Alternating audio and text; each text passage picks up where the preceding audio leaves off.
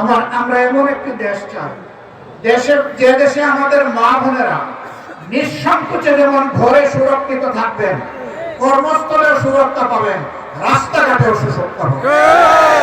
তাদের দিকে কোন খারাপ লোক চোখ তুলে তাকানোর কসরত পাবে না।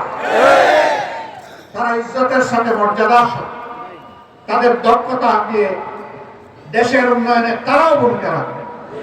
নবী করিম সাল্লাল্লাহু আলাইহি ওয়াসাল্লাম মানব জীবনের সবচেয়ে ঝুঁকিপূর্ণ কাজে মহিলাদেরকে শরীক করেছে।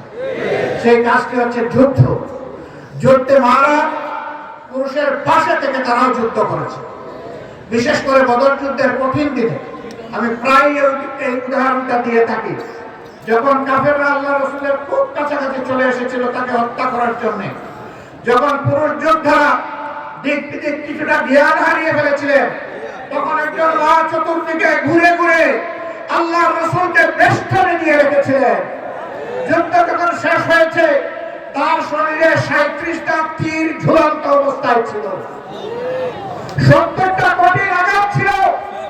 রাসূল করিম সাল্লাল্লাহু আলাইহি ওয়াসাল্লাম বলেছেন, শত্রু যখন সামনের দিক থেকে এসেছে তখন শত্রু তীর আর আমার মাঝখানে ছিল আল্লাহর এই বান্দি।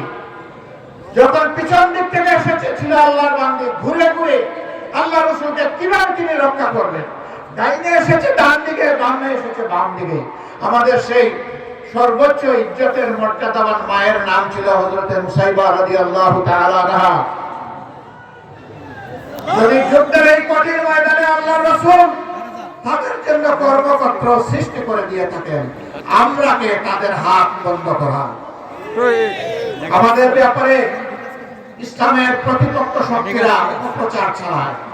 জামাতে ইসলামী ক্ষমতায় গেলে মহিলাদেরকে ঘর থেকে বের হতে দিবে না, আর যদি বেরেও আস্তে করে এনে জোর করে একটা বুরকা পরে দেবে। জোর করে পড়ানো লাগবে না। যে দেশে ইসলাম কায়েম হবে এদেশের মানুষেরা, মায়েরা আনন্দের সাথে সেদিন তারা ইজ্জতের জন্য তাদের সম্মানের মর্যাদার পোশাক পরিধান করবে। তারপরেও কোনো মা, কোনো বোন যদি এই পোশাকের বাইরে থাকেন, আমরা তাদেরকে কথা দিচ্ছি, নিশ্চয়তা দিচ্ছি, কার উপর জোর কাটানো হবে না। কারণ এদেশে শুধু মুসলমানরা বসবাস করে না, অন্যান্য ধর্মের লোকেরাও বসবাস করে। তারা তো আমাদের ধর্ম যেহেতু গ্রহণ করেনি, তাদের জন্য ইসলামের প্রেসক্রাইব করা পর্দাও তাদের জন্য প্রযোজ্য নয়।